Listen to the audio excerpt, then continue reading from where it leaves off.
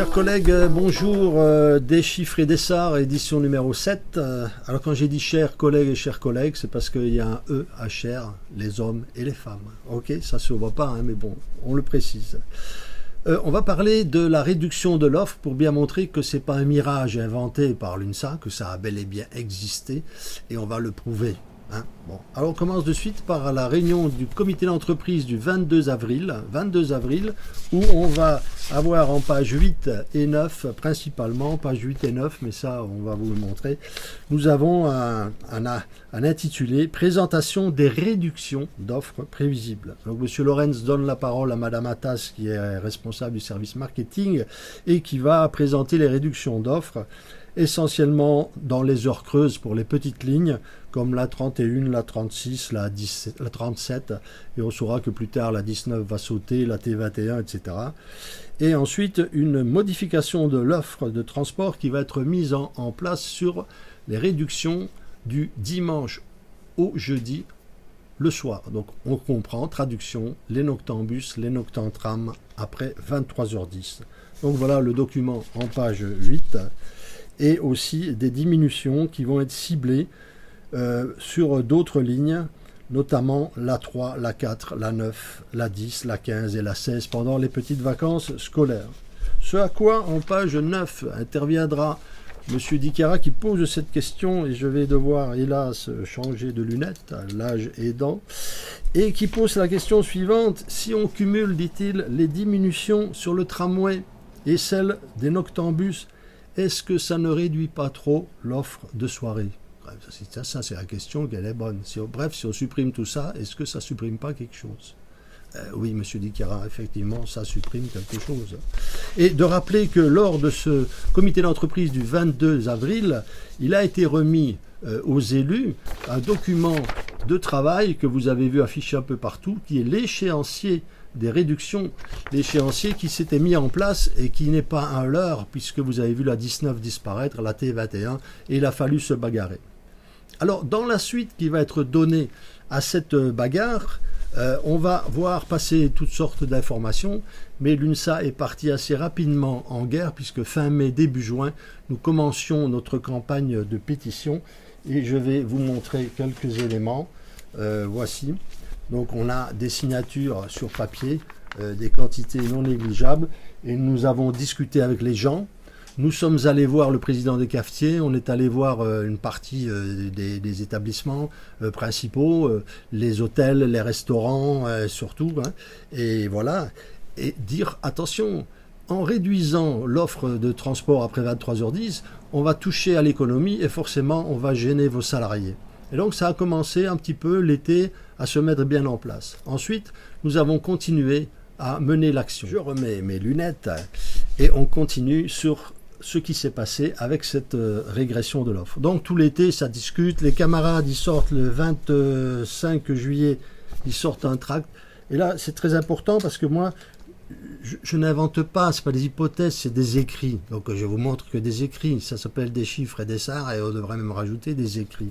Et donc le 25 juillet, il est question de la réduction de l'offre des services sur les réseaux bus et tramway. Ok?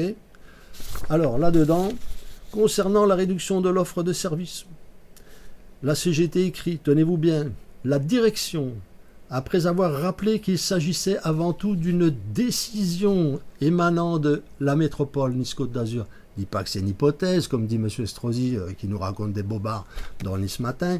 Ce n'est pas une hypothèse, c'est une décision. La réduction de l'offre la nuit, c'est une décision. Ok? Et la CGT toute fière dit, mais il n'y aura aucun licenciement, rassurez-vous, ta femme ne sera pas obligée de boire, tes enfants vont se droguer et tout ça, bon, tu ne feras pas le trottoir, non, t'inquiète. Bon. Ça, c'est du pipeau, camarades, que vous nous racontez là. On a vu qu'on a embauché à tour de bras, ok? Donc, il s'agissait juste d'essayer encore de faire des économies, malgré l'excédent de 3 millions. Ça, je l'ai mis dans les dents à M. Estrosi, à M. Pradal. Les recettes nulles, on s'en fout, si demain vous faites gratuit, il y aura 0 recette. Mais l'excédent de 3 millions, dans la dotation, il est là, bel et bien, il existe. Donc, la CGT dit, on fait des actions afin de tenter de faire pencher la balance. Alors nous, ce qui nous intéresse, c'est pas de faire pencher la balance, c'est carrément de faire reculer le dragon, et puis on s'en est occupé. On va vous expliquer. Ensuite, Ça, c'est le 25 juillet. Donc, ils annoncent, attention, il y a des préavis, tout ça, l'été sera chaud. Vous avez vu, là, ça a été chaud au bord de la piscine pour eux. La seule agitation, c'était l'eau de la piscine. Le 18 août, j'ai le tract en mauvais état dans mon ordinateur. Donc, si quelqu'un là, il se le ressort. Et les camarades, ils vont se relire. Tract du 18 août en page 4.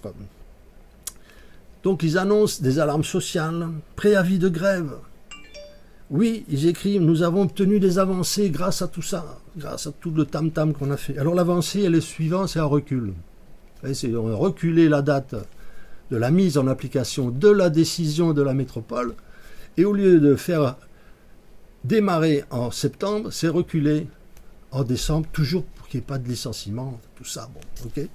Donc voilà ce qu'ils ont marqué. Et en plus, ils rajoutent, nous avons fait faire des pétitions par les CR pour que le combat mené sur la ligne 19 et la 21 ne soit pas totalement perdu. Résultat, perdu 2 fois. Coulé, boum boum, pas de 19 et plus de T21. Donc voilà où on en était dans cet été et le début de la rentrée scolaire. Donc nous sommes partis en guerre, l'UNSA, dans l'intérêt des traminots, des salaires de ceux qui travaillent la nuit, des rotations qui seraient menacées, parce que là vous êtes en train de remplir votre rotation là, ok d'accord, et si on change la donne là au mois de janvier, comment vous faites? Voilà, tout ça c'est les vraies questions des traminots, c'est pas de dire on est bon, on a tout fait alors qu'on n'a rien fait du tout, on n'a fait que collaborer, coucher honteusement, l'UNSA est seule montée au créneau.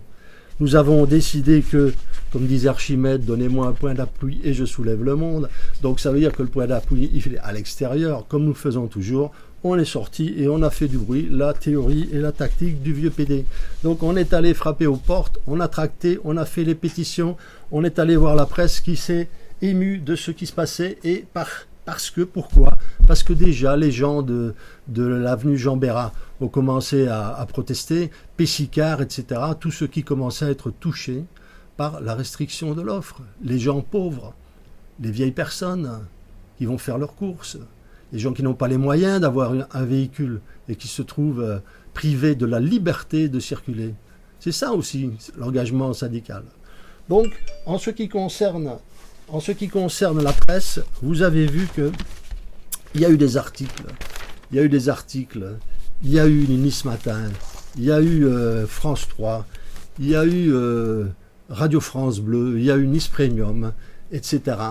Et ça a fait reculer. C'est ça qui a fait reculer. C'est ça qui a fait que M. Estrosi, tout d'un coup, nous a appelés.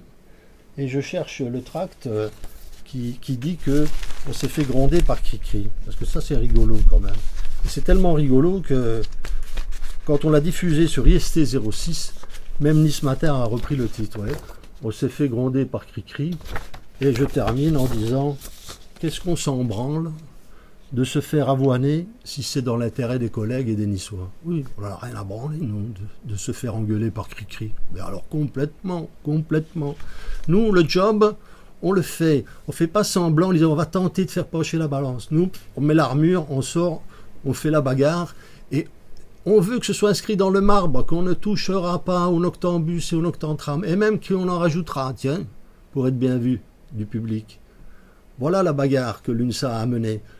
Et voilà la vérité, chers amis, et pas des 4 pages où on montre de lire qui fait comme ça, parce qu'on était assis pendant 1 heure en face de deux, je passe le TDC, qui nous regardait, qu'on se regardait en chien de faïence. Bon. Donc nous, on ne dort pas pendant les réunions, j'ai plusieurs photos, pas qu'une, tu t'en doutes bien, Dario, j'en ai plusieurs, on te voit en train de dormir. Donc et le PD, t'as vu, il est là, il ne dort pas, le PD.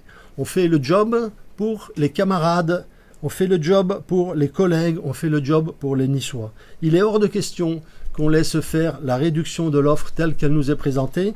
On mènera la bagarre jusqu'à ce que ce soit, je l'ai dit, inscrit dans le marbre clair et net. Voilà. Voilà ce que je voulais vous dire au nom de l'UNSA pour le 7e rendez-vous des chiffres et des stats.